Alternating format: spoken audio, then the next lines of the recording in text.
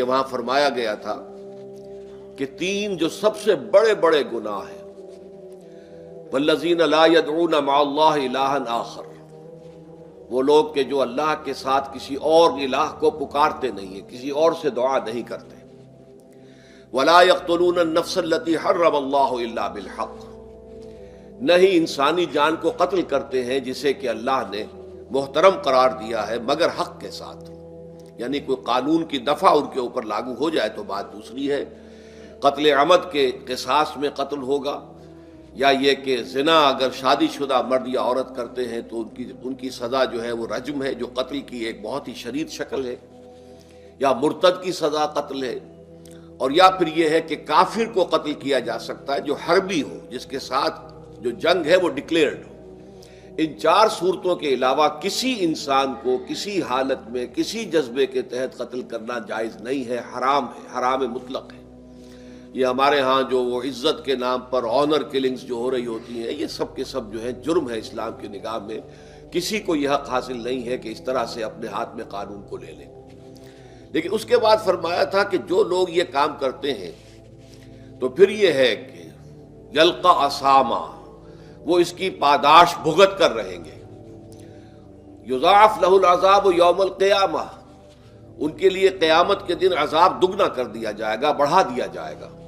وَيَخْلُدْ فِيهِ مُهَانًا، اور وہ رہیں گے اس میں ہمیشہ ہمیش نہایت ذلت کے ساتھ، رسوا ہو کر۔ إِلَّا مَن تَابَ وَآمَنَ وَعَمِلَ عَمَلًا صَالِحًا، اس میں استثناء ہے کہ جو توبہ کرے اور تجدید ایمان کرے یا ایمان لائے۔ اگر پہلے کافر تھا تو ایمان لائے گا، اور اگر پہلے مسلمان تھا لیکن یہ کہ یہ گناہ سرزد اس سے ہوا تو گویا کہ ایک طرح کے کفر میں وہ داخل ہو گیا تھا، ایمان حقیقی سے محروم ہو گیا تھا، تو گویا کہ تجدید ایمان کرے۔ الا من تاب وآمن وعمل عملا صالحا، اور پھر اس کا عمل تبدیل ہو جائے، عمل درست ہو جائے، غلط کام کو فی الواقع چھوڑ دے۔ فاولئک یبدل اللہ سیئاتہم حسنات، تو یہ وہ لوگ ہیں کہ اللہ تعالیٰ ان کی برائیوں کو بھلائیوں سے بدل دے گا۔ یہ بات جو ہے بہت بلند ہے، اس میں اللہ تعالیٰ کی طرف سے وعدہ جو ہو رہا ہے کہ فاولئک یبدل اللہ سیئاتہم حسنات وکان اللہ غفورا رحیما ومن تاب وعمل صالحا، پھر دوبارہ تکرار کے ساتھ یہ بات آ چکی ہے، جو توبہ کرے اور پھر عمل اچھا کرے، فإنہ یتوب الی اللہ متابا، تو وہ ہے جو حقیقت میں توبہ کرتا ہے اللہ کی جناب میں جیسے کہ توبہ کرنی چاہیے، عمل میں کوئی تبدیلی نہ ہو، اور توبہ کی تسبیح ہوتی رہے، استغفر اللہ ربی من کل ذنب واتوب الیہ، آپ نے 10 تسبیحیں کر دی، 1000 مرتبہ کہہ لیا، یہ سب زیرو ہے اللہ کی نگاہ میں۔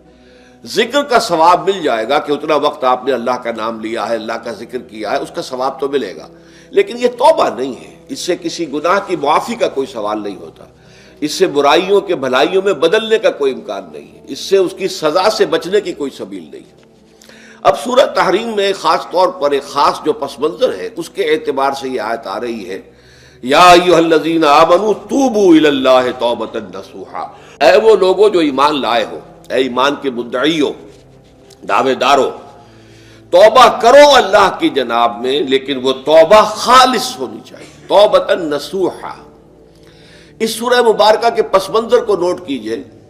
تو اس میں ایک خطائے اجتہادی کہہ لیجئے حضور سے ہو گئی تھی صلی اللہ علیہ وسلم، اگرچہ وہ خطا جانب خیر میں تھی، اچھے کام کے لیے تھی، برے کام کے لیے نہیں تھی، کہ آپ نے اپنی ازواج مطہرات کی دل جوئی کے لیے ایک شے جو اللہ کی طرف سے آپ کے لیے حلال تھی اس کو استعمال نہ کرنے کی قسم کھا لی، تو اس پر حضور کو روکا گیا، یا ایھا النبی لم تحرم ما احل اللہ لک تبتغی مرضات ازواجک، اے نبی کیوں آپ اپنے اوپر حرام ٹھہراتے ہیں وہ شے جو اللہ نے آپ کے لیے حلال قرار دی ہے؟ کیا آپ اپنی بیویوں کی رضا جوئی کے لیے ایسا کر رہے ہیں؟ واللہ غفور الرحیم، اللہ غفور ہے، رحیم ہے، اللہ نے آپ کی اس خطا سے درگزر کیا ہے، لیکن قد فرض اللہ لکم تحلۃ ایمانکم، اللہ تعالیٰ نے راستہ تمہارے لیے کھول دیا ہوا ہے کہ ایسی قسموں کو کھولا جا سکتا ہے، جس کے لیے کہ سورہ مائدہ کے اندر کفارہ دے دیا گیا۔ تو گویا کہ حضور کو یہاں حکم دیا جا رہا ہے کہ آپ اپنی اس قسم کا کفارہ دیجئے، قسم کا، اور یہ جو قسم ہے اس کو کھول دیجئے۔ نمبر 2 پہ پھر 2 ازواج مطہرات کا معاملہ آیا کہ حضور نے ایک راز کی بات کہی ایک زوجہ محترمہ سے، لیکن انہوں نے وہ راز جو ہے وہ دوسری زوجہ محترمہ کو پہنچا دیا جن میں زیادہ آپس میں قریبی تعلق تھا. تو گویا کہ یہ بھی ایک طرح سے خیانت ہو گئی، اس لیے کہ راز جو ہے وہ تو ایک امانت ہوتا ہے، اور خاص طور پر عائلی زندگی میں میاں بیوی کے درمیان کے جو معاملات ہوتے ہیں وہ تو بہت ہی رازداری پر مبنی ہوتے ہیں. اس لیے ان میں سے کوئی چیز جو ہے جس کو خاص طور پر کہا گیا ہو کہ یہ ایک راز کی بات ہے، یہ تم سے کہہ رہا ہوں، کسی اور سے کہنا نہیں ہے، تو اس میں جو غلطی ہوئی ہے وہ بھی ایک بڑی غلطی تھی حضرت عائشہ صدیقہ رضی اللہ تعالی عنہا ان کی. تو ان دونوں کے پس منظر میں پھر تیسری بات آئی کہ اہل ایمان اگر تم غافل ہو اپنے اہل و عیال کی طرف سے اس اعتبار سے کہ ان کا کردار کیسا بن رہا ہے، وہ اللہ کے بندے ہیں یا کوئی غلطیاں کر رہے ہیں، خطا کر رہے ہیں، تو دیکھو یہ تم ان کے ساتھ جو ہے وہ محبت نہیں کر رہے، عداوت کر رہے ہو. اس لیے کہ تمہاری اس نرمی، تمہاری اس شفقت اور ان محبت کے اندر اس درجے بڑھ جانا کہ اس میں اللہ تعالیٰ کے جو حرام کردہ امور ہیں ان میں بھی تم ملوث ہو جاؤ، تو یہ گویا کہ در حقیقت تم اپنے آپ سے بھی دشمنی کر رہے ہو اور ان سے بھی دشمنی کر رہے ہو. اپنے آپ سے دشمنی کر رہے ہو کہ تمہاری عاقبت خراب ہوگی، ان سے دشمنی کر رہے ہو کہ ان کی اگر تربیت غلط ہو جائے گی تو گویا کہ وہ جہنم کا نوالا بنیں گے. اب اس تین چیزوں کے پس منظر میں فرمایا جا رہا ہے یا ایھا الذین آمنوا توبوا الی اللہ توبۃ نصوحا، اے ایمان والو، اے ایمان کے دعوے دارو، اللہ کے جناب میں توبہ کرو، لیکن توبہ خالص نصوحا. پہلی بات تو یہ جانیے، میں نے بھی یقیناً پہلے بھی عرض کیا ہوگا لیکن دہرانے میں کوئی حرج نہیں ہے، عربی زبان میں یہ دو الفاظ بہت قریب ہیں، آبا یعوب اوبن اور تابا یتوب توبن یا توبتن. آبا یعوب اوبن بھی ہوتا ہے واپس لوٹنا، لیکن یہ ہے کسی یعنی مادی چیز کی طرف سے واپس لوٹنا. ایک ہے تابا یتوب توبن یا توبتن،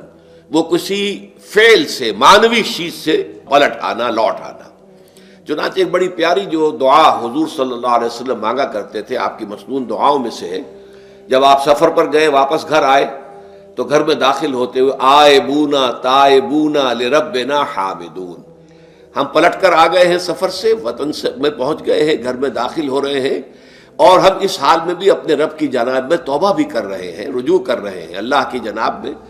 اور اپنے رب کی حمد کرتے ہوئے داخل ہو رہے ہیں. آئبونا تائبونا لربنا حامدون. اسی طرح آپ بازار جائیں، اس کے بعد اپنے گھر میں داخل ہو تو یہ دعا پڑھیں، تو یہ گویا یہ بہت ہی ایک یوں سمجھیے مبارک، بہت سی اس کے اندر برکات ہوں گی. تو اس میں بھی لفظ آبا یعوب اوبن، تابا یتوب توبن، یہ دونوں کے بہت قریب آ گئے، آئبونا تائبونا لربنا حامدون. توبو الی اللہ، اب الہ کو نوٹ کیجئے، یہ توبہ کا لفظ بھی بہت سے ایسے الفاظ میں سے عربی زبان کے، جیسا کہ اس سے پہلے ہم دیکھ چکے ہیں کہ ایک لفظ ہے رغبہ، رغبہ رغبت جسے اردو میں ہم بولتے ہیں. رغبہ الہ ہوگا تو کسی شے کی طرف رجحان ہونا، اس کی طلب پیدا ہو جانا، اس کی خواہش پیدا ہو جانا. اور رغبہ عن ہوگا تو کسی چیز سے متنفر ہو جانا، دور ہٹ جانا، دور چلے جانا. ورب ایک ہی ہے، پریپوزیشن کی چینج سے بالکل برعکس نتیجہ نکل آیا. ومن رغب عن سنتی فلیس منی، جسے میری سنت پسند نہیں ہے، جو اس سے ہٹتا ہے، پیچھے ہٹتا ہے، اس کو ترک کرتا ہے، اس کا مجھ سے کوئی تعلق نہیں. اسی طرح مالا یمیل و میلن، مالا الہ کسی شے کی طرف مائل ہونا، مالا عن اس شے سے ہٹ جانا، پیچھے ہٹ جانا، نفرت ہو جانا. اسی میں وہ لفظ تھا سا، فقط سقط قلوبکما، تمہارے دل جو ہے وہ تو مائل ہو ہی گئے ہیں. سغا بھی الہ ہوگا تو اس کے معنی کسی شے کی طرف مائل ہو جانا، عن ہوگا تو کسی شے سے متنفر ہو جانا. تو وہاں میں عرض کر چکا تھا لقد سقط قلوبکما، تو اے نبی کی دونوں بیویوں، تمہارے دل تو یقیناً اللہ کی طرف مائل ہو چکے ہیں، توبہ کی طرف مائل ہو چکے ہیں، لیکن زبان سے یہ کہتے ہوئے کہ حضور معاف کر دیجئے غلطی ہو گئی ہے، اس میں ذرا حجاب آ رہا ہے. ظاہر بات ہے شوہر اور بیوی کے درمیان جس طرح کا تعلق ہوتا ہے تو اس میں یہ کہ بسا اوقات اپنی غلطی کو واضح الفاظ میں تسلیم کرنے میں کچھ ہچکچاہٹ سی ہوتی ہے. تو وہ ایک کیفیت تھی کہ تمہارا دل تو مائل ہو چکا ہے، لیکن یہ کہ تم ذرا زبان سے بھی کہو، اقرار کرو. اسی طریقے سے یہ لفظ توبہ ہے، توبہ الہ ہے، کسی کی جناب میں توبہ کرنا. جب اللہ تعالیٰ کی طرف توبہ کا لفظ آئے گا تو توبو الی اللہ توبۃ نصوحا، اللہ کی جناب میں توبہ کرو. اور جب اللہ تعالیٰ توبہ کرتا ہے، یہ لفظ جو ہے دو طرف استعمال ہوتا ہے، تواب بندہ بھی ہے، تواب اللہ بھی ہے.